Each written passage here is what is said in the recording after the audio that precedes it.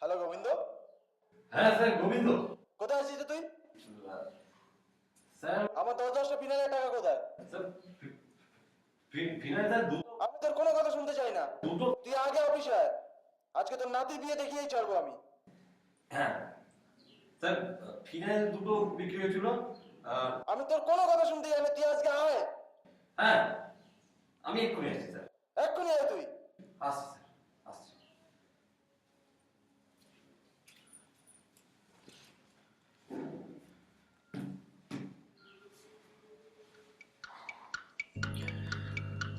সর্বনাশ করেছে। এবার আমি কি করি ভগবান? 10টা ফিনাইল বিক্রি করতে বলেছিল, দুটো মাত্র বিক্রি হয়েছে। আর এই ফিনাইলের যা কাজ, তাতে মশা মাছি তো অনেক দূরের কথা, পাশের গ্রামের চাপাবো দিয়ে ফিনাইল খেয়েছিল, কোনো কাজই হয়নি। মরা তো দূরের কথা, 3 দিন পেট খারাপ হয়েছিল। তারপর থেকে ফিনাইল তো আর কেউই নিতে চায় না। নিজের গ্রাম তো অনেক দূরের, অন্য কোনো গ্রামও নেয় না। কি করি, আমাকে বাঁচাও হে রামকৃষ্ণ দেব। এবার কি করি বুঝে উঠতে পারছি না। অফিস যাওয়া তো অনেক দূরের কথা, যাবই না।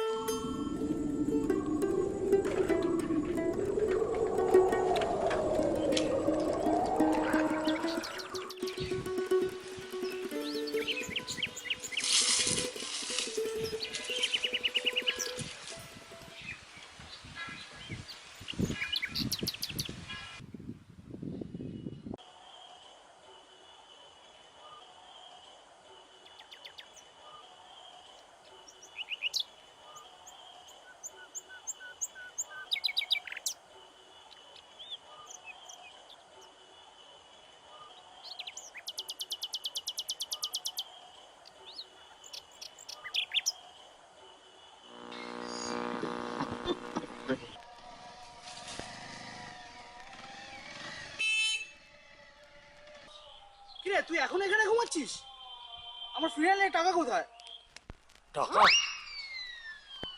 দাঁড়া, তোর ফিনাইল বেচা দেখাচ্ছি।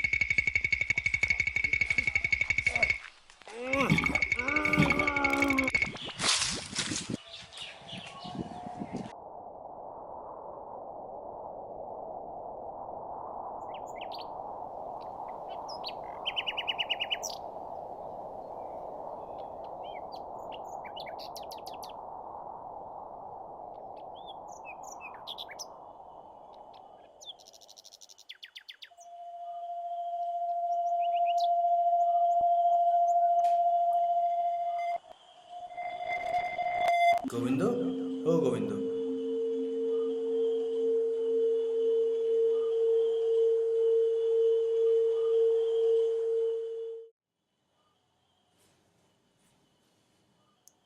গোবিন্দ, ও গোবিন্দ। কে কে কে? এদিকে তাকাও, আমি উপরে। আমি তোমার নতুন বন্ধু। আমি একটা গাছ। গাছ? গাছ আবার কথা বলতে পারে নাকি? তুমি অবাক হচ্ছ?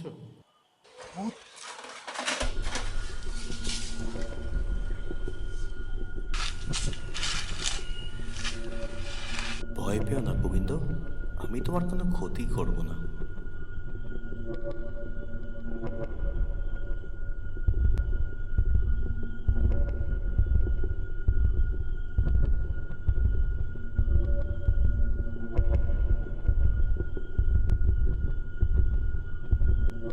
আমার আর কি ক্ষতি করবে তুমি?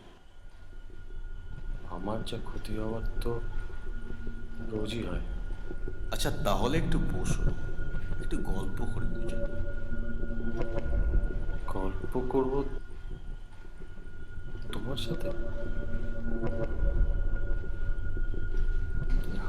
আমার সাথে তো কেউ গল্পই করতে চায় না, না বাড়িতে না অফিসে। তুমি যদি গল্প করতে চাও তাহলে আমি বুঝতে পারি। ঠিক আছে, তাহলে আমাদের একটা গল্প বলি তোমায়। বলো তাহলে, শুনি। তাহলে শোনো, আজ থেকে বছর 10 আগের কথা। জায়গাটা বেশ শান্ত ছিল, তা আমি একটু রোগাই ছিলাম তখন। সেদিন দুপুরে একটু তন্দ্রা মতো এলো। তাকিয়ে দেখি হঠাৎ দুজন লোক আমার গাছের নিচে দাঁড়িয়ে তারা বাগানটা এদিক ওদিক ঘুরে ফিরে দেখতে লাগলো। সব দেখে পুরো বাগানটা ঘুরে তাদের চোখ গিয়ে পড়লো আমার ছেলের উপর। শুনলাম তাদের কাঠের কারখানার জন্য ওই আম কাঠের গুঁড়িটাই নাকি তাদের চাই। শেষমেশ তারা কথাবার্তা বলে চলে গেল। তারই কয়েকদিন পরে একদিন সকালে দেখি ওরা আমার ছেলেকে কাটতে লাগলো। তোমার কষ্ট হয়নি সেদিন? তোমার অবস্থা তো দেখছি আমার থেকেও খারাপ।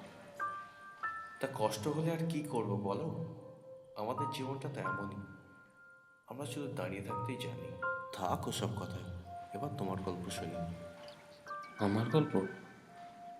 আমার গল্প আর কি শুনবে? সেই ছোট থেকে আমাকে সবাই গাঁড়ল বলেই জানে। আমাদের গ্রামে অন্তত আমাকে সবাই গাঁড়ল গোবিন্দ বলেই চেনে। আসলে ছোটবেলায় বাবা খুব বড় মুখ করে সবাইকে বলতো আমি ডাক্তার হব। কিন্তু তারপর তারপর কি হলো? উচ্চ মাধ্যমিকে ভালো রেজাল্ট করতে পারলাম না, করলাম। তারপর থেকে সবাই বলে আমার কি কিছু হবে না। এখন অবশ্য আমার বাবা মা আমার ভাইকে নিয়ে খুব মেতে আছে বলা চলে। হ্যাঁ, ও অবশ্য পড়াশোনাতেও বেশ ভালো। ও নাকি খুব বড় চাকরি করবে একদিন। কিন্তু এর মধ্যে একটা ভালো ঘটনা হয়েছিল। এই আমাদের পাশের গ্রামের পচাদা, ওর একটা ব্লিচিং পাউডারের কোম্পানি আছে। আমাকে বারবার বলেছিল ওর কোম্পানিতে চাকরি করতে। তা এখন ভাবছি সেটাই করব। হ্যাঁ, এই ব্লিচিং পাউডার আমার চারিদিকে একটু ছড়িয়ে দিও তো। দিনে রাতে যেরকম মশা দেখা দেয়। হ্যাঁ, ঠিক বলেছ। আবার তোমার যদি ডেঙ্গু হয়, তুমি তো আমাদের মতন হাসপাতালেও যেতে পারবে না, তাই না? তুমি হাসছো কেন?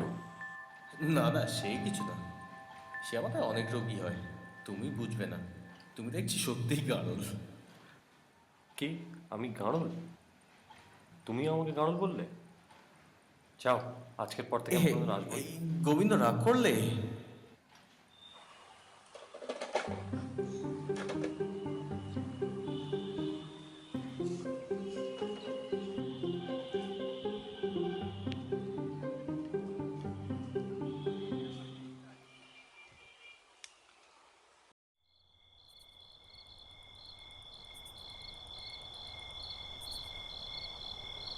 আমাকে গাঁড়ল বললেও আজ অব্দি এই গাছ ছাড়া তো আমার সাথে কেউই তেমন কথা বলেনি। রাগ হয়েছে খুবই, কিন্তু তবুও ওর নিজের গল্পটা তো আমাকে শোনালো। আর এই মুহূর্তে আমার বন্ধু বলতে এই গাছটাই। না, কাল আবার যাবো।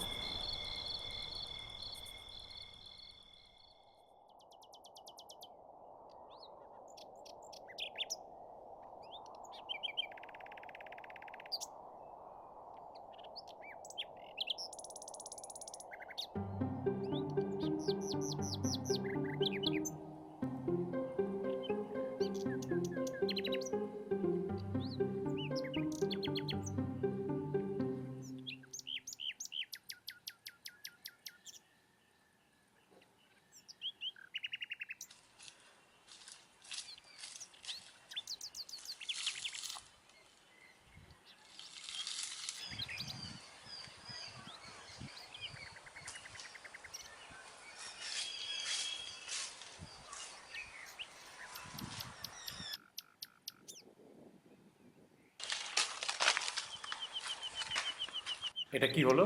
কাল রাগ করলে তাই একটু ফুল পাতা ছড়াচ্ছি তোমার উপর। আমার ফুল পাতা কিচ্ছু ভালো লাগে না। না, তার মানে দেখছি কোন প্রেম করনি, বিদঘুটে ছেলে তুমি। প্রেম করিনি। আর বাবু, তোমার সাথেও করবার কোনো ইচ্ছা নেই আমার। আচ্ছা, আহা, আমার সঙ্গে প্রেম করবে কেন? যাই হোক, তো আর একটা গল্প বলি। তোমার গল্প শুনলে আমার মন খারাপ হয়ে যায়। কাল সারা রাত ঘুমাতে পারিনি আমি। তাহলে আজ একটু মজার গল্প করি। করো। এই আগের দিন দেখি দুটো শাকচুন্নি আমার গাছের ডালে বসে। দোহাই তোমার, ভূতের গল্প শুনিও না। আমার ভূতে ভীষণ ভয় লাগে। ঠিক আছে, তাহলে কি গল্প শুনবে বলো? গল্প? এখন আমার বড্ড খিদে পেয়েছে। সে কি, আগে বলবে তো?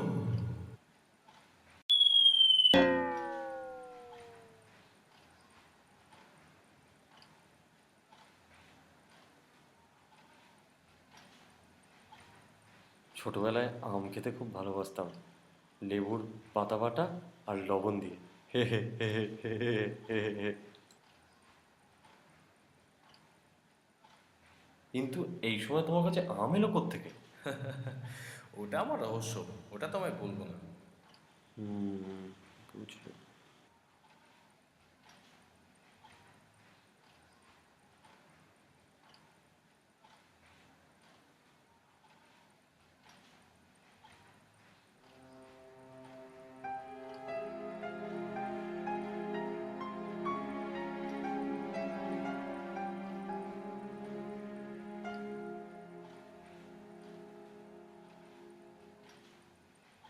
গোবিন্দ, ও গোবিন্দ, কি ভাবছো এত?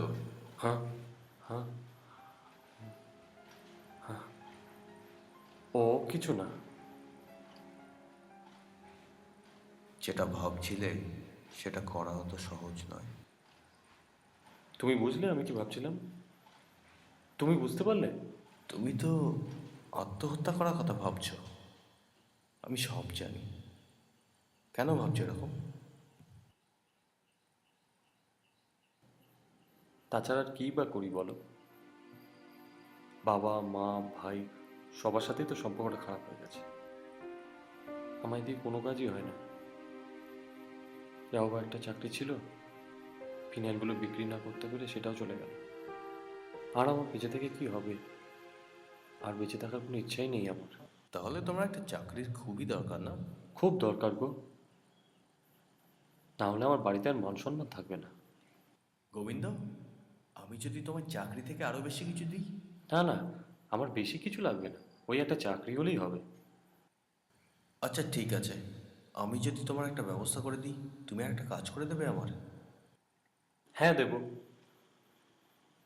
কিন্তু কোনো বাজে কাজ আমি করতে পারবো না। গোবিন্দ, আমি জানি তুমি কোনো বাজে কাজ করতে পারবে না। এবারে আমি যা বলছি একটু মন দিয়ে শোনো। দেখো, ঠিক আমার ঘড়ির পিছনে তুমি একটা চারা গাছ দেখতে পাবে। এই গাছটা? হ্যাঁ, ওই গাছটাই। ওটাকে ওখান থেকে সাবধানে তুলে আমার গাছের নিচে দেখো একটা নিচু জায়গা আছে।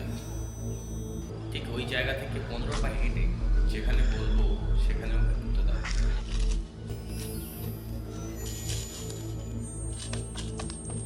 তিন, চার, পাঁচ, ছয়, সাত, আট, নয়, 10, 11, 12, 13, 14। এখানে? হ্যাঁ, ওখানে।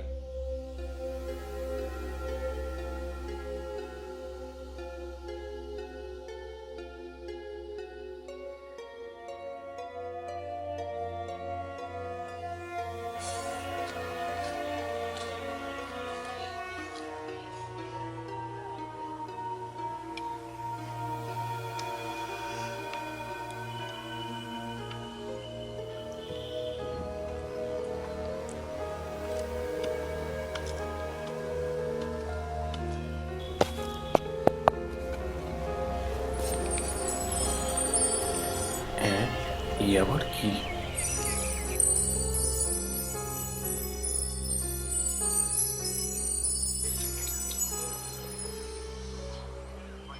মোহর?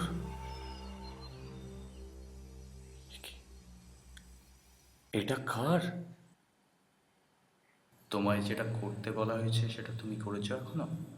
ও হ্যাঁ।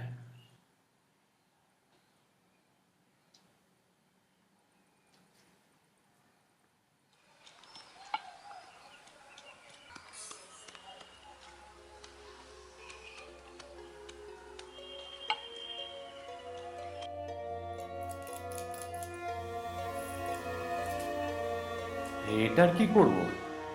ওটা ওটা দিয়ে তুমি তোমার ইচ্ছে পূরণ করো। আমি